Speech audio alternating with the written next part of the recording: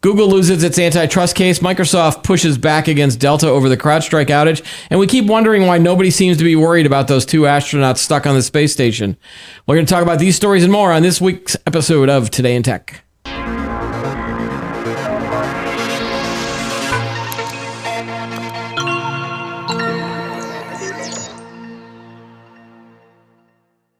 Hi, everybody. Welcome to Today in Tech. I'm Keith Shaw. The guy behind the monitors is Chris. Hello, sir.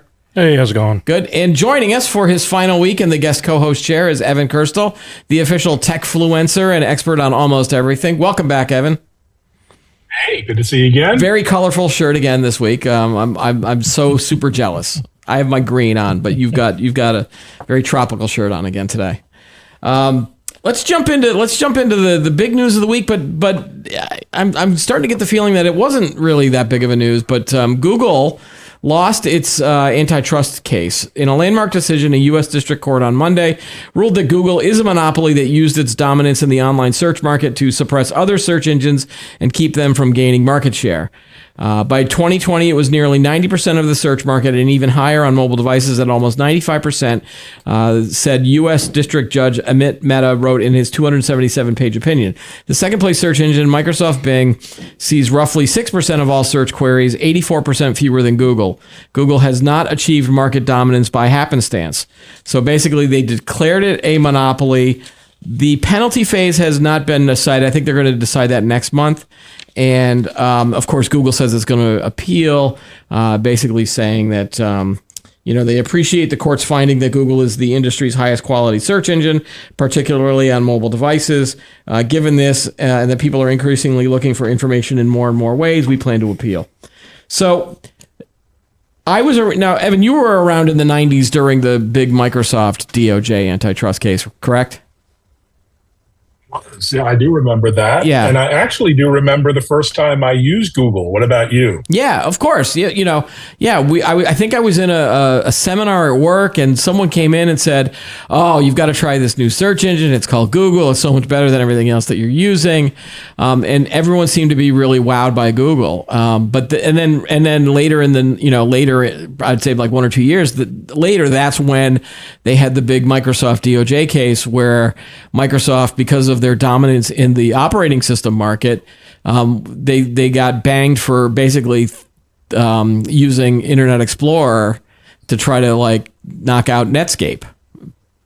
And it feels like it was a bigger deal back then than this case was. And unless I'm completely wrong, and I'm just not following the case, and I wasn't, it was, I think the Microsoft one was a trial with a jury, and maybe that's why there was more interest in covering it. Just didn't feel like, I was like, okay, well, they lost. And it just feels like, okay, we're just going to keep going on with our life. Like, what am I missing here, Evan? No, I think you're right. I mean, let's go again back to the beginning, to the basics.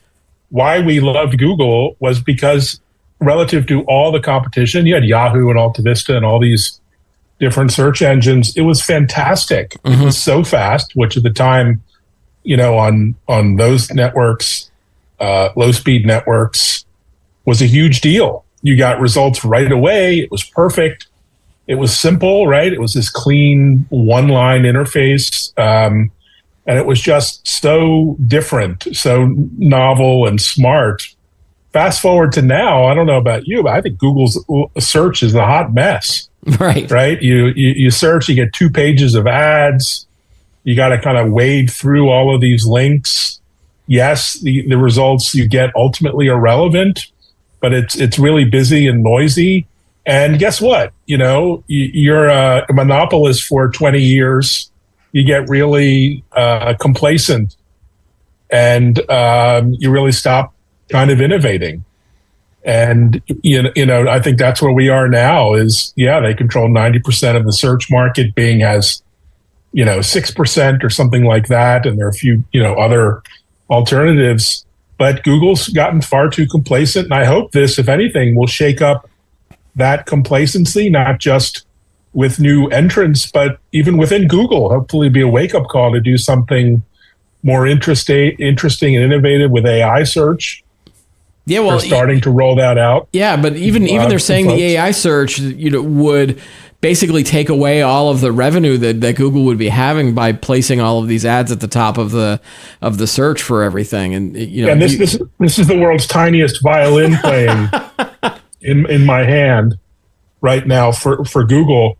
But yeah, that's what it's going to take. It's a monopoly and shaking up a market. You got to replace something with something else. I don't see any really innovative other search engines coming out, but I do see search being a part of every other platform now. Like you can go on X, Twitter, you can go on Instagram, Facebook, right, LinkedIn, and you can search on those platforms. And oftentimes that's where I spend time searching. It's those other platforms, and increasingly Amazon, has search. You'll be able to search on platform for interesting, content or results or right. deals, have you. Yeah, I find myself using, if I do use Google search, usually if I'm looking for the answer for a specific question, whether it's something related to a TV show I'm watching or a video game I'm playing, and the big top results that aren't sponsored are usually Reddit results. And so I keep thinking to myself, why don't I just go to Reddit and then search within the Reddit app that I use? Part of the problem is that I use Reddit mainly on my phone versus a web browser.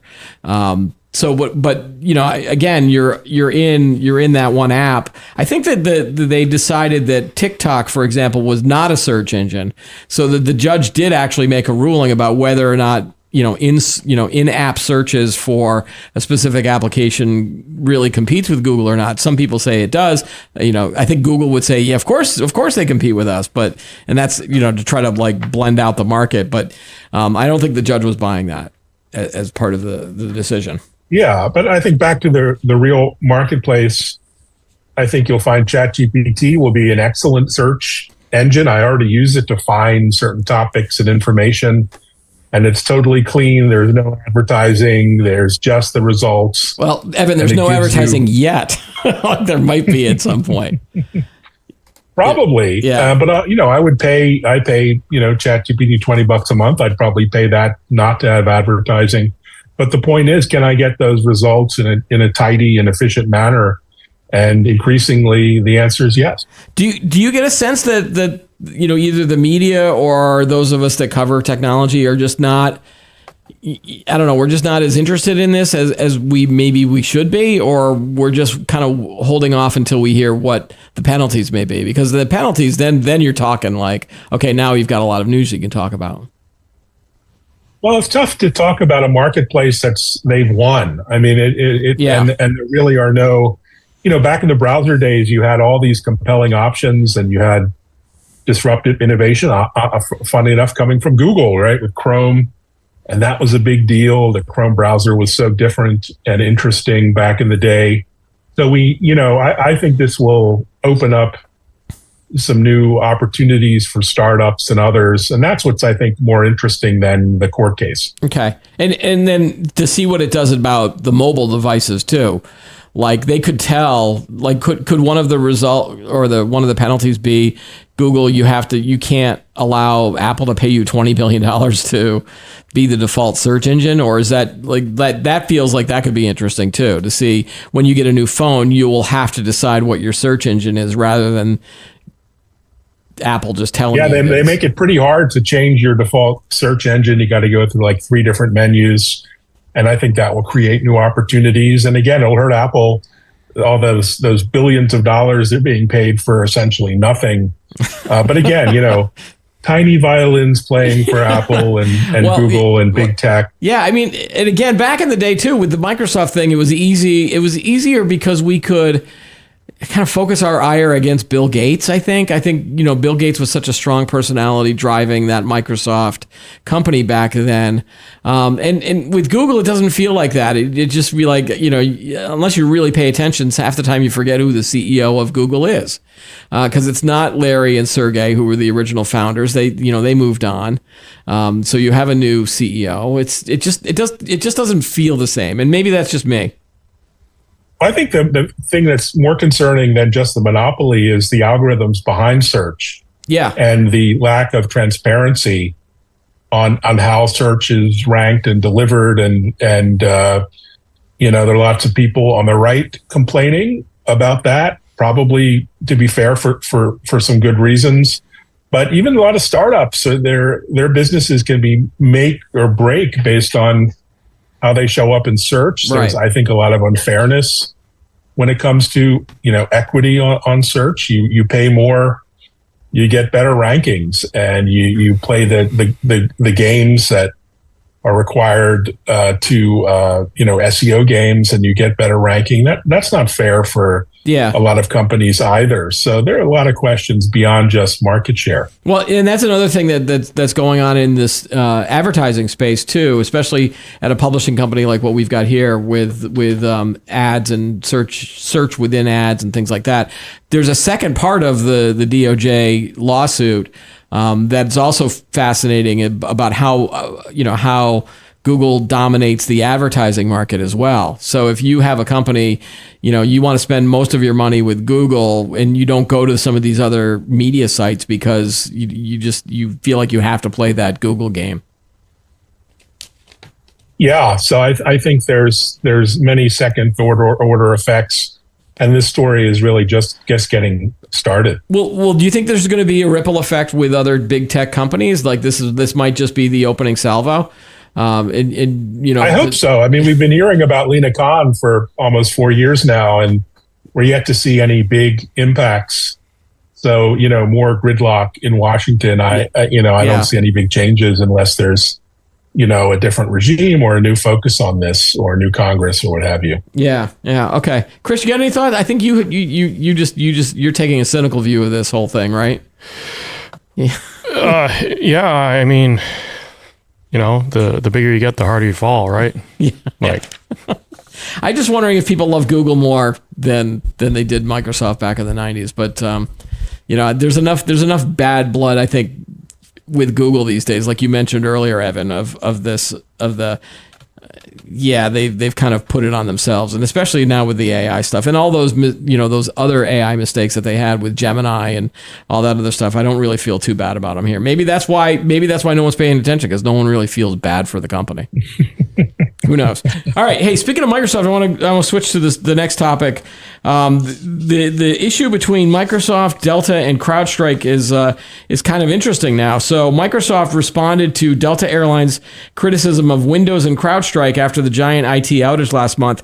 Delta CEO Ed Bastian wants compensation from both CrowdStrike and Microsoft for the estimated $500 million Delta lost due to the outage. Now, Microsoft says Delta refused its free help on multiple occasions and even ignored an email from CEO Satya Nadella to Bastian. Quote, Microsoft empathizes with Delta and its customers regarding the impact of the CrowdStrike incident, but your letter and Delta's public comments are incomplete, false, misleading, and damaging to Microsoft and its reputation, says Mark Cheffo, co-chair of the global litigation practice at Detchert, in a letter on behalf of Microsoft to Delta's lawyers. The letter aims to paint a very different picture of the incident following Bastian's comments in an interview with CNBC. Bastian called Microsoft fragile and asked, when was the last time you heard of a big outage at Apple? There's a low blow. He also revealed that more than 40,000 of the company's servers were hit by CrowdStrike's faulty update. Microsoft's letter suggests that Delta's problems might run a lot deeper than its Windows server outage, however. Even though Microsoft software had not caused the CrowdStrike incident, Microsoft immediately jumped in and offered to assist Delta at no charge following the July 19th outage. Each day that followed from July 19th through July 23rd, Microsoft employees repeated their offers to help Delta. Each time Delta turned down Microsoft's offer to help, even though Microsoft would not have charged Delta for this assistant. So the plot thickens, Evan. What's going on here? Oh, I love the blame game, don't you? It's great. Just so fun to get what's that meme, getting the popcorn out and just sitting and watching on the sidelines. Yeah. For me, it's like it's a story of companies getting too bigness. I mean, we saw all the airline consolidation. There's like 4 real big airlines now. We saw all the IT consolidation, big tech. There's only, a handful of big tech, big IT players of that scale, like Microsoft. Yep. And, you get too big, you can't react, and you can't respond in a swift and time conscious manner. And so, it just goes to show sometimes big isn't better. I mean, even airlines, I like a JetBlue in Boston. They're a little smaller, more nimble to respond to things. Right. Even IT companies, love Microsoft, but sometimes you want a vendor that's smaller, more nimble, can react. And I think it really is a question of, vendor management and vendor relationships and crisis management. Do you have vendors you can really rely on? I mean, sometimes, you can't even, where do you even start to point a finger at Microsoft? They're just, well, I guess, from the $2 trillion company. Yeah. Well, from allowing their kernel to be updated the way that the CrowdStrike was doing. Yeah. But when it comes to getting, people in the field, rallying the troops and putting together a core team and, you can't do that. And we talked about this last week when we were discussing some of the fallout from it. Again, the spotlight, shined on Delta because it took them the 4 or 5 days to recover. There were a lot of other companies that were affected by this. It's not like this outage specifically hit Delta. It was everybody that had CrowdStrike and Microsoft computers, and a lot of them took maybe a day or two to update. So it's much more than just Delta had other issues, and I think that they should be held as responsible as the other two companies. I mean, the company my dad works for, he couldn't use his laptop, period, because I guess his laptop operating system operates off of whatever, CrowdStrike, right? But like the other thing too is like, but he recovered quickly, right? Like it took a little bit, but it's just crazy how reliant, or how, I'm trying to figure out a way to say this, like how reliant these companies were off of CrowdStrike software. Like if that software went, like you're dead. You're shot in the water. Yeah. Right. There's no other, backup, or no other, plan B, or like, You had to basically undo the update, and and a lot of these people were remote. Yeah, I'm sure that's not easy. I'm sure that's not easy to do. It wasn't, and a lot of the IT folks had to come, go and visit the servers, or they had to go manually do it. You couldn't do an auto update because the computer that you were trying to auto update was broken. Like it had that blue screen of death, and that's why it was such a big deal. But I think that there is a good point about looking at Apple. I mean, Apple doesn't let anyone screw around with their kernel, right? And so by philosophy, you wouldn't have this on Apple. You could have other problems. True. But there is a deep dive needed on these things, and post-mortem, I suspect that'll be happening big time. Right, but again, obviously, headlines. It's like who can point the finger and who can sue who, and where the lawsuits are coming. I think if I'm CrowdStrike, I'm probably now more concerned about the shareholder lawsuit versus the the Delta one, because I think this Delta one could be like, well, you're partly responsible for this too, because you haven't updated your IT systems in years or whatever. Same thing that happened with Southwest over last holidays. So. We'll see. We'll see what happens. Keep the popcorn handy though, right, Evan? All right. So a third story. This is in the streaming space. Disney announced. I don't really get into earnings reports that much because there's so many of them that out there. But this was interesting that basically Disney announced that their media assets are starting to generate more excitement than its parks. Let me try to find the story here. Oh yeah, I could see this come. Oh yeah, I could see this come. All right, the primary Disney investor narrative since 2022 has been how streaming losses, combined with a declining traditional pay TV business and a string of box office failures, have been anchoring surging sales and profits at the company's theme parks and resorts. The result has been a company whose shares have fallen about 24% in the past 2 years. However, the company's second quarter results suggest a shift is happening. Disney's combined streaming businesses, which includes Disney Plus, Hulu, and ESPN Plus, turned a quarterly profit for the first time ever, making $47 million. That's a significant improvement from losing $512 million in the same quarter a year ago. Their theatrical unit is also gotten a boost because of the movies Inside Out 2, which became the highest grossing animated film of all time, and Deadpool and Wolverine, which has now taken in more than $824 million after a few weeks of global release. nothing says success like having success, I guess. Which actually rhymes. Yeah, and I mean, Disney is the kind of company you can turn the dial a certain way and eke out more profits or less profits based on that. I mean, you're seeing a little bit of a slowdown on the macroeconomic side. So the parks are too expensive for most families. So they've succeeded in raising prices so much over the last 5 to 10 years and through the pandemic that they got it became an incredible cash cow. Now people are pulling back. You simply can't afford to spend a vacation there, your average family, anymore. But they do have some assets they can turn the dial up around fees on streaming and licensing. And when you have hits like Deadpool and Wolverine, great movie, by the way. Oh my God, so much fun.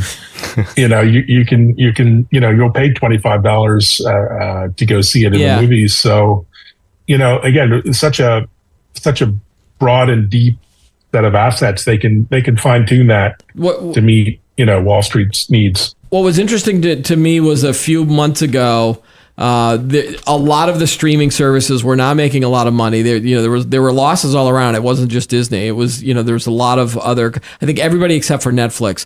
And so you started seeing everybody starting to raise their prices, and you saw this move from subscription only, where you get no ads, and now they want everybody to go to these ad supported plans because they can get subscription money plus now they can then sell advertising around that content. So the other thing that Disney did this week was they also raised their prices again, but only on the plans that are no ads. So they're trying to get people to move away from those. I don't want any ads. I'll pay the premium price to it. They want to move you to that subscription model where it's like, all right, well, I'll pay less, but you now have to sit through 30-second ads or a minute or 2 minutes. And again, my family, that's what my wife did, and we did that in our family. It's like I'm now back to almost like a cable TV subscription with. Every show that I watch, there's at least 2 breaks. What happened? I mean, cable TV was so expensive. We moved to streaming, and now it's just as expensive. Streaming is going to be more expensive than the old cable bundle. It's like cloud. Cloud was a cheaper way of doing computing. Now we're finding it's more expensive than putting in a server. So what comes around goes around. I think they're also cracking down on password sharing, which. Yeah, like Netflix was endemic. I mean, I had probably 10 family members using various passwords, and so that was not part of the problem, Evan. I am the problem. That wasn't fair or equitable either. So that's going to change. It was, for a brief shining moment, it felt like consumers were in charge of something, and we're like, I can control my own destiny of my entertainment. But now it feels like, well, I'm back into that situation where, if I'm watching a half-hour show, if the ad comes on, I get up and walk away and get to the kitchen and grab some stuff or do a couple of chores before it comes back. Whereas, it felt really cool to be able to skip ads or all of that stuff. And I think the companies realize is like, well, we need to make money here. We're not making enough money. What's going to be next? Are we going to have TiVo again, or is that I'd love to go back to those world. Yeah. Well, the other thing too about talking about Disney's streaming service, right, or let's say strategy, is I think for the last couple of years they've been losing millions with their current one of their biggest IPs, Marvel. Right. So, I mean, when did this happen? So what was it, like a week ago, a couple days ago? We just saw a huge pivot with Marvel and what they're going to do for future releases. They brought back. Right. They brought back Robert Downey Jr. Without spoiling it, I mean, obviously, well, it's not really this by now. Yeah, it's not a spoiler, but they're bringing back Robert Downey Jr. They're bringing back the Russo brothers. Yeah, and because they're trying to bring back or raise back up the Marvel IP, because I think it's been kind of lacking in the couple years. That's one of their biggest IPs, Marvel. Yeah, it's Marvel, Lucasfilm. The Star Wars universe has a whole bunch of problems too. Evan, you said you saw them. I have, and this is again, I'm going to lose my geek card here. I have not seen Deadpool and Wolverine yet. I have. You must rush to the theater. I know. After the show. I've already heard some of the spoilers, so I've run into some like my son saw it, but I wasn't able to see it with him because I had some stuff to do with my other kids, and so I just haven't had the time yet to do it. I really should see it, but I want to ask you, having seen it, does it save the Marvel universe, so to speak, or do you think that future? Oh, I think so. I think it's reinventing the Marvel universe, and I'm not like a Comic-Con guy. I don't go dressed as Darth Vader to Comic-Con, but it's such a great escapism, and it's so fun. It's worth the price of admission going to the theater and seeing it. Right, in person. but do you think that will this make you go to the next Marvel movie, or are you still going to have to think about whether or not you want to go see the next one? Maybe. I mean, they're going to reboot a whole bunch of the old ones, so right. As entertainment goes, it's pretty fun stuff. Yeah. I mean, we're going to have to see what they do in their new strategy, because I think they're having a big shakeup over there. What is it? Was it now Marvel Phase 6, 5, 4? You know what I mean? I've lost track. Yeah. I always knew that when you start with the top level of heroes and then you start going down to some of these minor ones, unless you're a really big fan of some of those minor characters, like it was never gonna keep that same level of appeal. Yeah, I mean, except for Spider-Man, of course. Anything with Spider-Man will always do well. Right. It's totally random. Totally random. Go ahead. We're off the rails at this point anyway. How many Spider-Men have there been? How, in terms of like actors in the comics or in the movies? No. The actors that portray Spider-Man. There's probably 3, 4. Well, so you have Tobey Maguire. Yep. Andrew Garfield. Yep. Tom Holland. And Tom Holland, right? Okay. Yeah, these legendary franchises never end. I mean, look at James Bond. There'll be another Bond, right? Because they're timeless. The stories are timeless. It's they're part of the ethos, part of the culture, and that's it. Right. Hold on. I'm getting to a point. How many Supermen were there? Oh, there's dozens. Yeah, about. Okay. Batman. Yeah. A handful. Okay. How many Wolverines were there? All right. So just the one. Huge Jackman. That's all the people need. We just need Hugh Jackman. That's it. And he's probably going to be playing Wolverine for. No, I don't know. Really? Time. So they're not going to replace him in a few. He's done, isn't he? Done? I don't know. Well, the joke in the movie was like an in-joke joke was he's going to be doing it till he's 90. It was like said in the movie. So. It's pretty funny, but I wish I looked like Hugh Jackman. And what's he, 60 something, or something like that. Maybe that's why we like superhero movies so much, because we can be like, man, I wish I could look like that, or I wish I would, and didn't have to actually work at a real job and be at the gym for 7 or 8 hours a day. But even then, I don't think I'd be able to get to that point. All right, I'm gonna get us back on the rails. All right, so. Evan, you were not around when the Humane AI pin came out, so I want to get some of your opinions on this idea. But for those who might remember, Humane was a company that basically came out with a wearable AI pin that you would wear it like a Star Trek type badge, and you could push a button and it would give you the AI answers. But it was universally derided. It's basically now not exactly flying off of store shelves, according to internal sales documents published by The Verge. As a matter of fact, returns seem to be currently outpacing new purchases. So many have been returned that there are only around 7,000 units out in the wild. The company had once hoped to sell 100,000 in the first year, and so that is not happening. To date, around 10,000 have been sold, and 3,000 have been returned, leaving the aforementioned $7,000 in the hands of consumers. The gadget costs $700. So $700. Yeah, and then the other one, which is that Rabbit AI pin, is I think that's $200. But wow. I mean, when these things came out, we kept saying, like, why would you ever do this when you can have an AI app basically on your phone? I think a lot of people got suckered into buying this thing, and it does not look, I'm surprised that the company is still trying to actually get, people to buy them. Evan, what was your thoughts when those came out? And again, hindsight's 2020, so you could always just say, yeah, I thought it was a bad idea from the start, and I'm not going to go look it up. Well, I was really excited, not excited enough to spend $700, but I did spend $200 on Rabbit, which I now regret. Basically, it turned out to be an Android app that you could hack onto your phone. But the pin it was Star Trek. We always wanted our communicator, and someone looked like they built it, and the hype and the advertising was so good it did, I think, trick and deceive us to some degree. Not only was it, a flop in terms of functionality, it literally had safety issues. It was overheating or heating up to the point where it was hot. Like it was not ready for prime time, which, is why you can see companies like Apple are so successful. They will just not release a product until it's ready. That means waiting, years before, it's ready, they'll do that.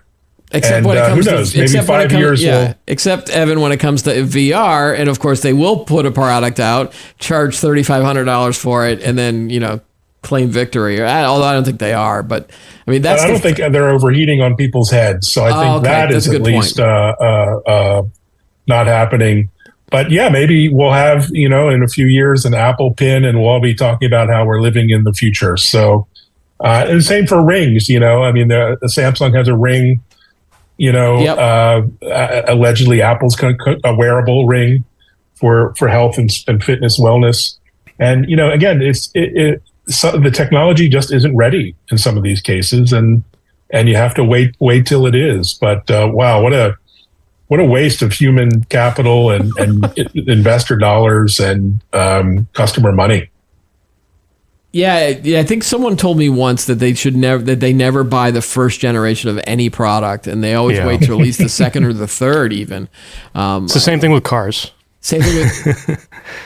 Well, do they have generations of cars, or do you just or do you wait 3 years before you buy that used car? No, there's new generations of cars. Okay. Yeah.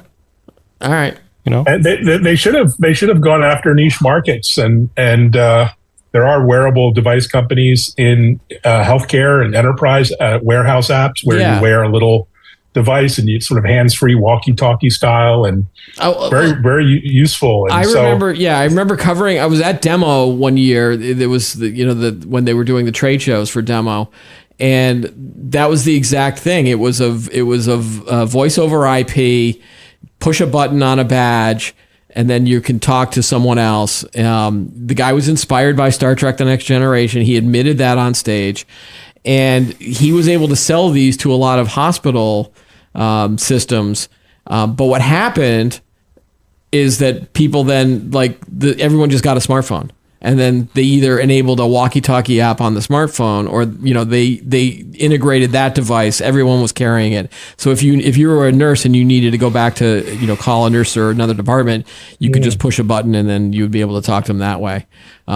Again, eliminating the need to have that wearable device. You got to go where people are. Yeah. I mean, innovation is fine, but you have to meet real world needs, and where people are. People wear glasses. Of course, you're wearing glasses. I wear glasses. The Meta glasses are doing great. People wear watches. Apple and other watches are doing great. People wear rings, and Aura and other rings are catching on. But some kind of newfangled pin that certainly most women, probably a lot of men, are just not going to wear. Was a stretch. I remember even when the Apple Watch came out, there was a big debate about, because again, was that Apple Watch? I don't have one on here, but it was it was so big that people were like, "Well, do I really want to do that?" And then they all kept thinking about Dick Tracy, and were like, "Oh, I'm going to have a video conversation like this."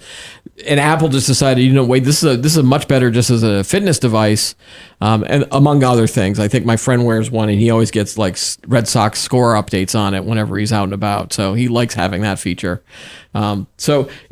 Mike Elgin, who was one of our guest hosts before you, Evan, he had said that world is moving towards a world where you won't need the phone anymore. That it will be something that you're wearing, not necessarily seeing a screen in front of you, but just voice activation, and then through either a combination of glasses and ear pods, you'll be able to get that information without having to carry around something like that. And again, it's one of those future prediction things, but it feels like you're on the same track that he is on this new world of AirPods can be much smarter. I think AirPods or earpods, headphones, powered by AI will be really, really interesting. And there'll be health devices as well as communication devices. And it certainly feels like the generative AI component of it, where someone can understand, if you say something, it understands you and then gives you an answer. That's another way. I still haven't seen that being integrated very well yet. But maybe we're going to see that down the road. So, I guess RIP to those types of pins. Maybe we'll just see those better as a second generation. I just find it interesting that they're returning more than they're selling. That's never a good sign. All right, one final story I wanted to jump in with. Not so much for the technology side of it, but just the human interest side of it. These two astronauts that blasted off to the International Space Station on June 5th were expected to be back home in a matter of days, but now they're still up there at the ISS. Barry Wilmore and Sunita Williams are still at the International Space Station. They are basically stuck indefinitely and now face the sudden prospect of missing the summer entirely and even spending Christmas and New Year's in space. Wilmore, who was 61, and Williams, who was 58, flew a Boeing Starliner spacecraft to the station. It was the first flight of its kind with people on board and was a test designed to see how the new spacecraft performs before it is used more regularly. Problems, however, emerged as it made its approach. These included leaks in the propulsion system and some of its thrusters shutting down. So while they made it to the space station safely, they will need an alternative mode of transport to get home if the Starliner is not deemed safe to return to Earth. At a news briefing last week, NASA officials said no firm decisions have been made when it comes to the next steps. Basically, NASA said our prime option is to return Butch and Suni on Starliner. However, we have done the requisite planning to make sure we have other options open. One other potential option is to attach the two astronauts to a mission scheduled to launch in September and return them to Earth with that mission in February 2025. So that could be a long time up there. And they've been sending up other supplies, so they're not going to run out of food. I think they sent up more clothing for them. So it's not like they're in dire danger now. So maybe that's why people, it just feels to me that it feels like there's no concern over this. Again, I remember the days. Now, I was not around for the original Apollo 13, but I did see the movie. I saw the Tom Hanks movie. It's a good movie. Yeah, and it felt like there was a lot more concern from, the general public about, the possibility of these astronauts, and their survivability. I mean, so long as they have a laptop, Netflix password, some Starbucks, they'll be fine. They'll be fine. Evan, what am I missing? Again, tell me if, do you see this? Like, why are more people not talking about this? Or why are we not, asking NASA, like, come on, let's go. And I'm not saying that we put them back in the Starliner if they're really concerned that it's going to, burn up on re-entry. I think that's the big concern because of what happened to Columbia in 2003. And then, of course, the Challenger disaster was 86. So is it just that NASA? Yeah, I just think we need some better memes and jokes. This hasn't caught on the cultural zeitgeist. So, maybe we need SNL to do a good skit about this. And, because really, it's a sad truth. Space has become so everyday now. Right. It's tough even to get headlines in the news about things happening in space when you have SpaceX going up every day and all kinds of interesting news. So I don't know. That's a really good point. Is it, obviously when Charles Lindbergh was the first to fly around the world or fly across the Atlantic, that made, gigantic headlines.